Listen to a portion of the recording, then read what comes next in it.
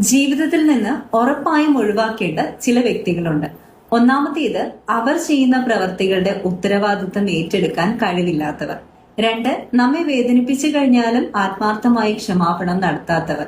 മൂന്നാമത്തേത്, നമ്മളെ അബ്യൂസ് ചെയ്യുന്നവർ. ഏത് തരത്തിലാണെങ്കിലും, ഇമോഷണലി ആകാം, മെന്റലി ആകാം, ഫിസിക്കലി ആകാം. നാല്, എല്ലാ കാര്യങ്ങളുടെ മേലും നിയന്ത്രണം ഏർപ്പെടുത്തുന്നവരാണ്.